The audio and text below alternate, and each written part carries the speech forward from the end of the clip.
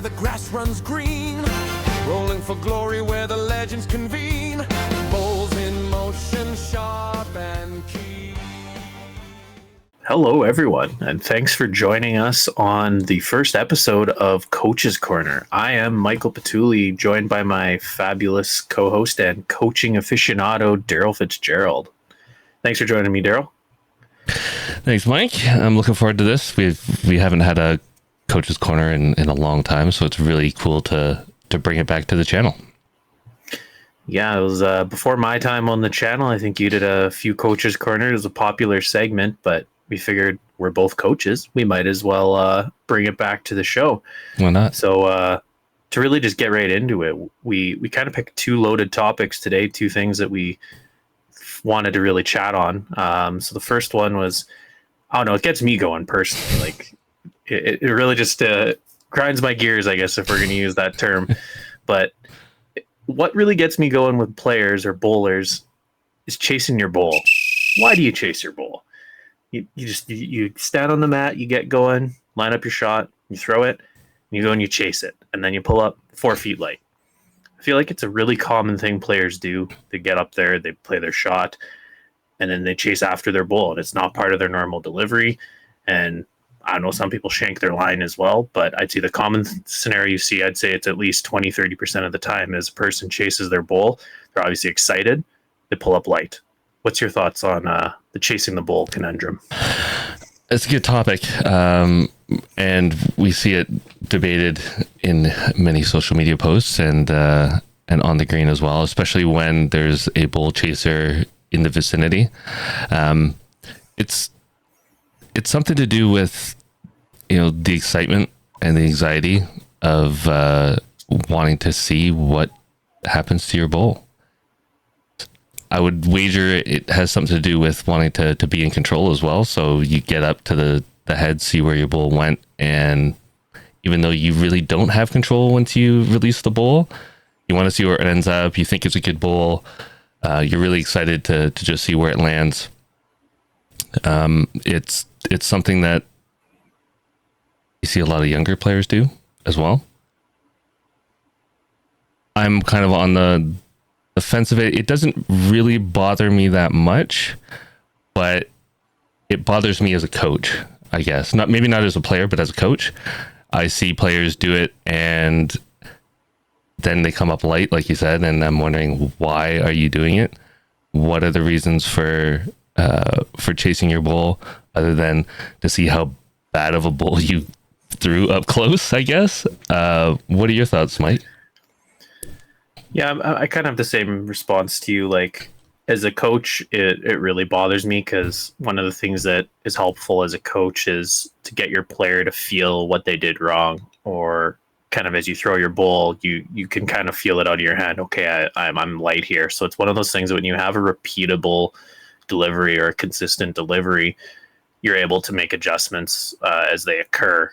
And so when you randomly decide to chase your bowl at one point, or maybe 1 out of 4 bowls an end type of a thing, you're not going to have consistency. You're not going to be able to maybe make that feeling, make that adjustment if you are ending up chasing it.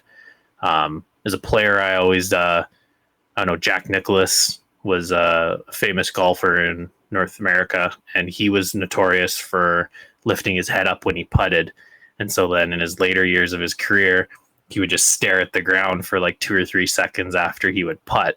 And so that's almost as a coach when myself, I guess, when I'm throwing my bowl, I sometimes will stand there for a good 2 seconds and then just really truck after my bowl. But yeah, I personally really try to cut out my game when I was young, as you're saying. I think a lot of young players do it. It's a bad habit people pick up.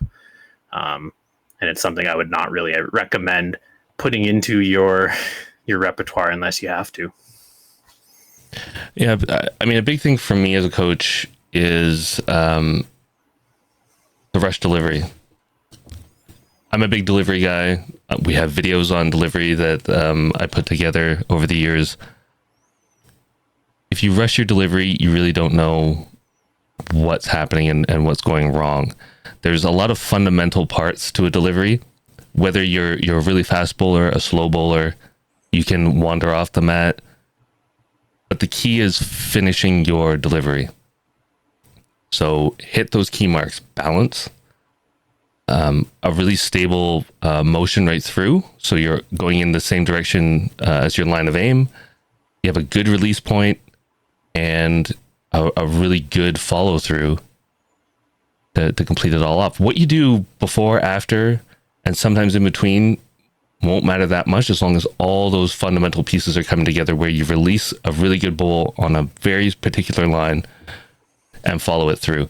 If you chase your bowl after that, probably won't have a bad bowl at all. But the problem is that players are often thinking about chasing their bowl before they even release it. Like, it's in the back of their mind, whether they consciously think it or not. It's throw my bowl, I want to chase it, and they're off the mat chasing their bowl before they even know what's happening, and they don't finish a good delivery. Yeah, if we're thinking of sort of tips around it, I think, like I kind of talked about it already, is keeping your head down. So sort of it's sort of a count to 3 is sort of the way I would maybe phrase it, that you stay on the mat, you throw your bowl 1, 2, 3, and then maybe if it's time to run after your bowl, okay. But it's really staying down, completing that delivery, and sort of I said, maybe a count to 3. The other thing is maybe being very much within knowing that in your mind, lawn bowling is a patient game. We should be very patient with how we play, and kind of reinstill that on yourself when you're playing, because if you're going to be rushed, if you're going to be worried, anxious, whatever it is, you're obviously never going to play well. So kind of keeping that in my center in your mind is that you don't have to necessarily chase after things. You don't have to be down to the other end, because probably if it's your last bowl of the end example, you could maybe pick that mat up, go put it on the bank. You could wait for your opponent to finish if it's not the end of the end. So there's lots of patience involved with it. And unless you're gaining something, like you're surveying the head, but you could also walk up to the head. So that I'd always be an advocate of just walking up to the head personally. Yeah, it's something I'm not too fond of. I chase my bowl. I admit it. I at times chase my bowl up after I've rolled one, but my thought is always on a good delivery, a good shot, and finishing everything. And then it's a second thought, like, I will go and chase my bowl. And I'm still at an age where I can actually make it up to the other end without causing any interference. We're also thinking about following along your line. If you walk off the mat, it's not a big deal as long as you're walking off in the line that you took. If you are rolling it and then shooting yourself straight up the middle, what is that doing to your delivery? I think about somebody who's an elite bowler who lumbers off the mat, purposely walks, but does it the same time every time, and you can count it like clockwork. Paul Foster, MBE from Scotland. If you watch him on the WBT, he has a very distinct walk off the mat. And there's a number of other people that have similar styles, or even quicker kind of struts off the mat. But it's the same every time. They finish their delivery, they lay down a great bowl, and then they kind of carry off off the mat. And in some countries, the green's fast enough that you can saunter your way up to the other end and you'll beat your bowl, no problem. You think in Australia, New Zealand, indoor. But when you're talking about our greens in North America, you're going to have to sprint a little bit or get a little hustle to it, because you've got 9, 10, 11 seconds of speed, and that's not going to get you very far if you're just kind of sauntering your way up there. One thing we really have to think about is the rules too. You don't want to circumvent the rules and cause issues as well.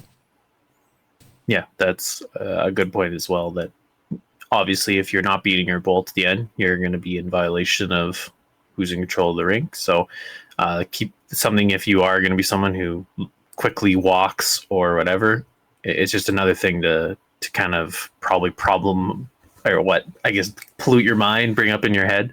So again, not a good habit to get into if you are.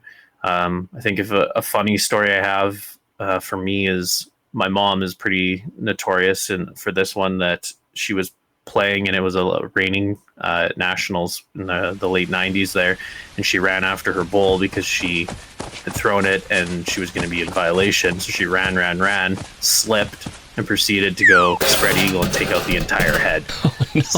So essentially, bowling pins took it out. So it's a pretty legendary story. I think I'd heard it from her side, and it was Debbie Foster's who she was playing against. So it's a pretty legendary story. But again, if you have to really run after your bull and you're concerned about things like that, accidents can happen. And I've seen people also trip chasing their bulls and stuff like that too. So definitely just a habit we really wanted to focus on and tell people to just not do it. It makes no sense. It's not worth it. I mean, I'll tip my hat to some big name bulls chasers that I know around here. Coming from New York, Patrick Duffy. He's a consistent bull chaser. Like, he's a habitual bull chaser. It's part of his game. He runs after his bull all the time. So it's something that he's just become accustomed to, and he does it, and he still makes good shots and plays a good game. So there's items like that. And then there's a really young guy that hails from Kingston here, Curtis Wortman. He'll roll his bull and he'll finish his delivery, and then he'll go like Mach 9 up the green and beat his bull. He'll beat it before it even gets halfway up the green. He'll be behind the head. So there's those kind of things as well. But he's at an age where he can actually run that fast and not ruin his game. If I tried to run that fast, I'd be out for weeks. So tip of the hat to those guys that really do chase their bulls all the time. But if you're looking for consistency and laying down good bulls, really focus on that delivery first. I mean, you could do the salsa afterwards if you wanted to, as long as you lay down a good bull. Everything that comes kind of before and after as part of your routine or as part of stuff that you do won't really matter that much if you fully commit and complete that delivery. Well said. And so I think it kind of relates to the second topic we wanted to cover. They almost go hand in hand. The foot fault. Uh-oh. So if we think about a foot fault, you start running off that mat too quick, you might start foot faulting, potentially how you release that bull. If we think about it as a rule, you have to have a piece or a part of your foot over top of the mat when you release your bull. I know there's a lot of people that are pretty notorious across the world for being accused of foot faulting. I don't know, Aaron Wilson from Australia is a common one. He gets called out in some of the forums and things like that. But it's sort of what we talked about, is like he has a very distinct sort of running motion off the mat.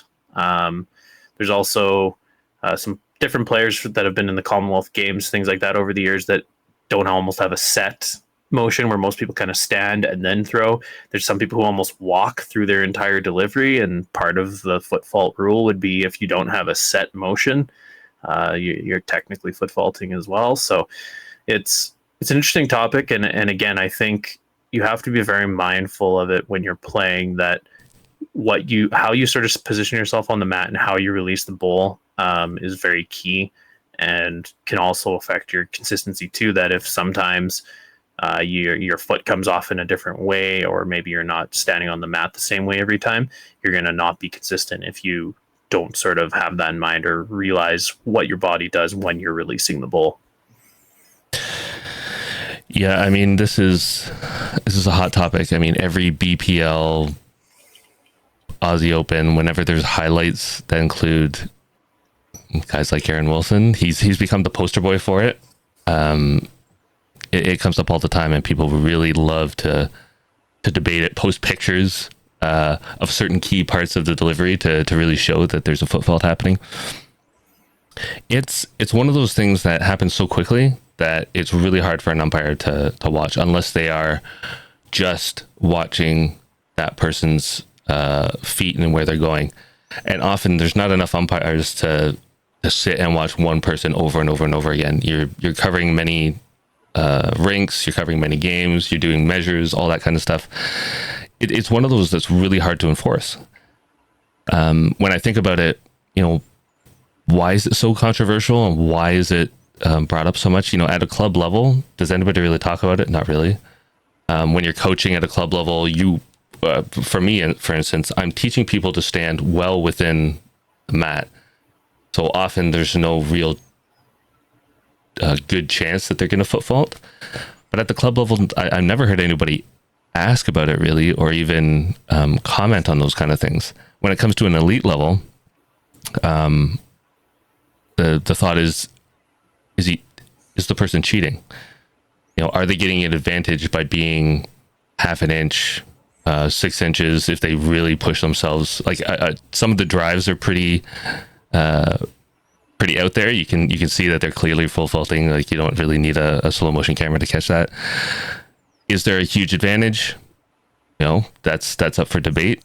Love to hear your comments in the comments to this video as to whether you think it's cheating or it's taking away from the game. And for me, like the question is, does it really matter?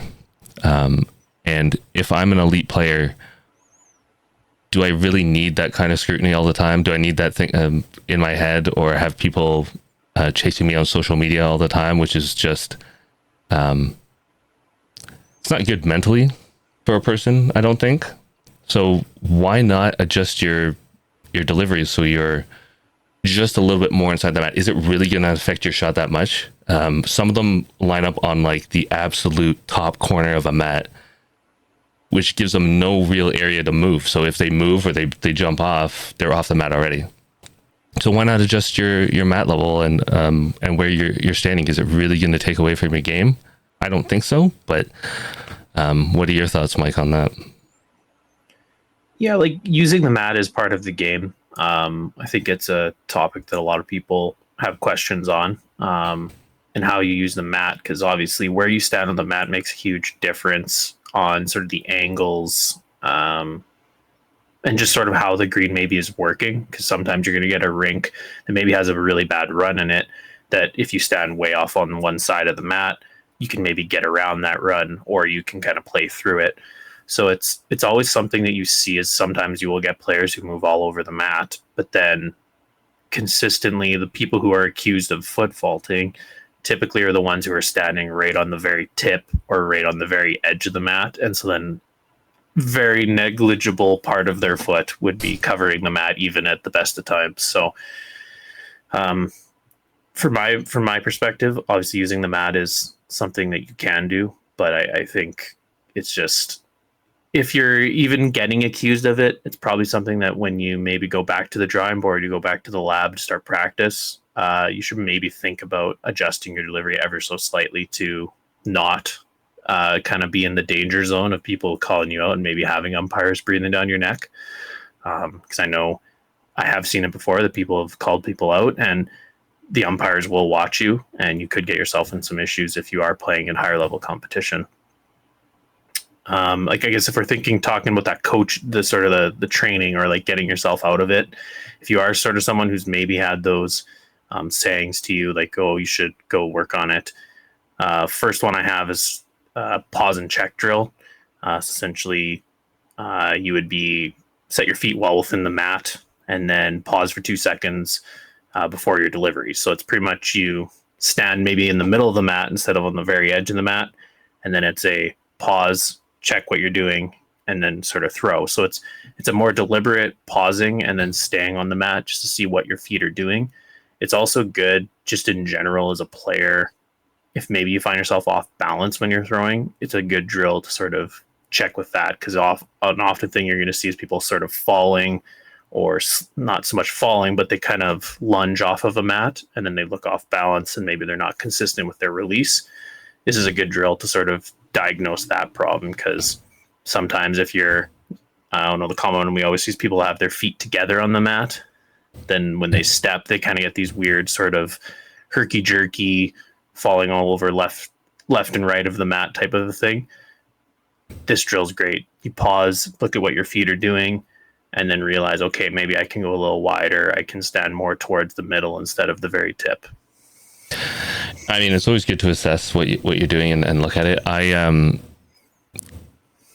I've I've only used this once before, but a smaller mat to prevent people from going too far to the edge. So you put a smaller mat down and have them move around on the smaller mat. And when you put a bigger mat down, the area of play that they're starting to get used to doesn't take them to the far reaches of every corner. And they get used to playing in sort of a center area rather than all over the place. And try to pull them away from those edges of the mat. Doesn't always work. Someone has to really buy into it and think about it in order to get it to stick. But in some cases, it can help you take away those really peripheral players who'd like to play on the edge of the mat. The other is video analysis. Get a camera out there, get someone with a phone if you're really in a pinch. A tripod works great if you can get a phone with a tripod, because then you're stable. But get some video of you doing your normal delivery, drives, draws, overweight, and then just go slow motion and see what's happening with that plant foot. Are you on the mat when you release? Are you not? Are you in violation of the rules? It can really, really help. And video analysis is good in all regards of your game when you want to review stuff anyway. Yeah, and in the end, I think it's sort of a culture thing, or like just being nice to people in general. When you're sort of on the green, it's just friendly reminders to people. Maybe if you see that they're not fully following the rules, or maybe you see that there's like a minor violation of sort of, we talked about beating their bowl down to the head. Sometimes you don't have to get the umpire involved.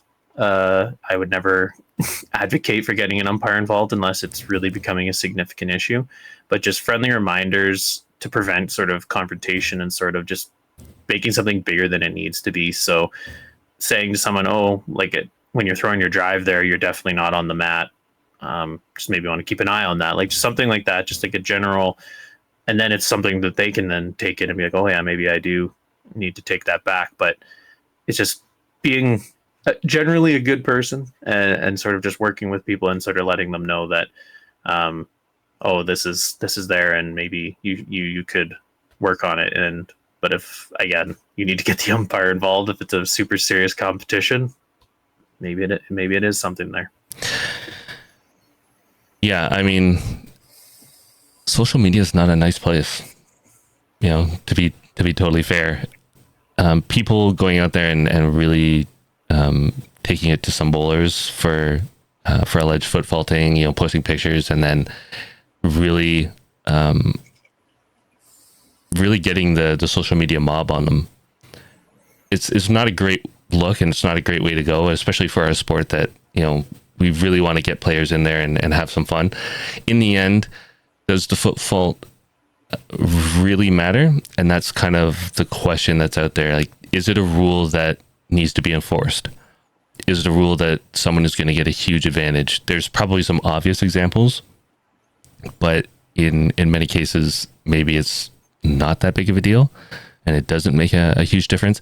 I think when we were talking about more elite and serious competition like a Commonwealth Games, or if we're trying to get into the Olympics, rules start to matter more and more and more, because every inch means a bit of an advantage. Like, you have people with their shoelace over a line and they get called and DQ'd. So would our game of bowls going into the Olympics mean that would have to be called a lot more, or scrutinized a bit more, or something would have to happen? I don't know. It's an interesting question to really ponder. How important is that rule?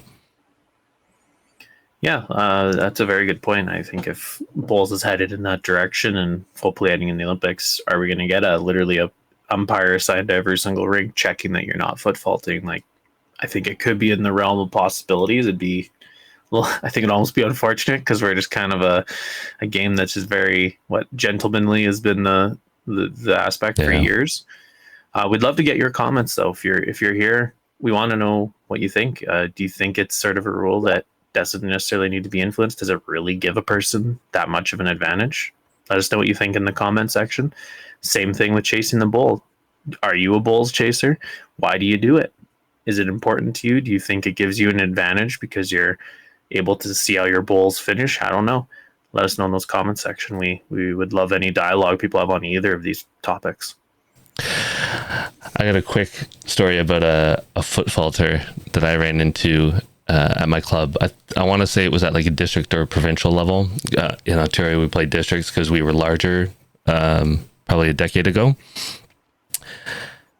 This wasn't just a foot fault. There was a really bad angle, and it was really hard to see a draw in, and probably hitting it wouldn't have done too much. The player that I was playing against, and I'm glad I actually turned around to see it, had lined up 2 feet right and 2 feet back from the mat, not even close. Like I'm talking near the ditch board to deliver his bowl to get a perfect angle at it.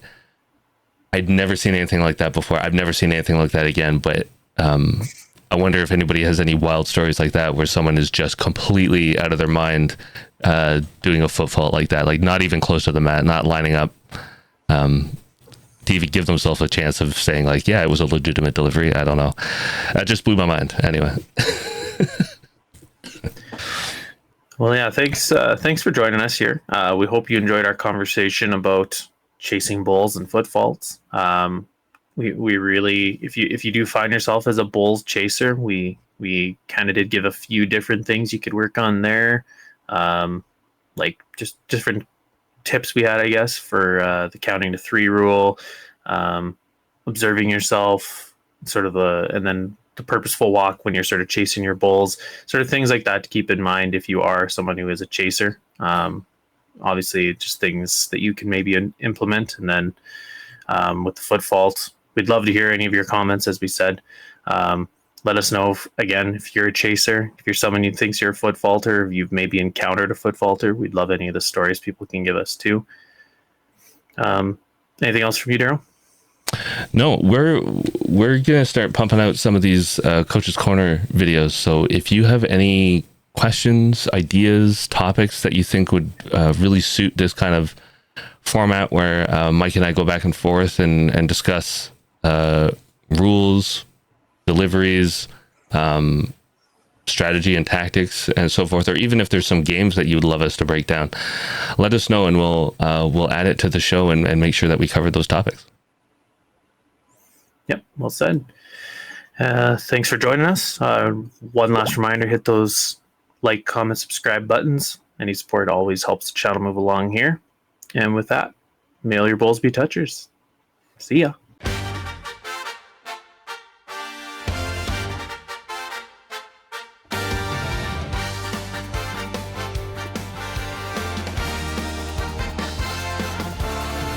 Under the lights where the grass runs green, rolling for glory where the legends convene, bulls in motion, sharp and keen. It's the clash of the perfect game, bulls under the lights stake the claim, Rampa tribe ignite the flame. Tension builds as the measure's tight, whispers of strategy in the night, precision rolling, taking flight.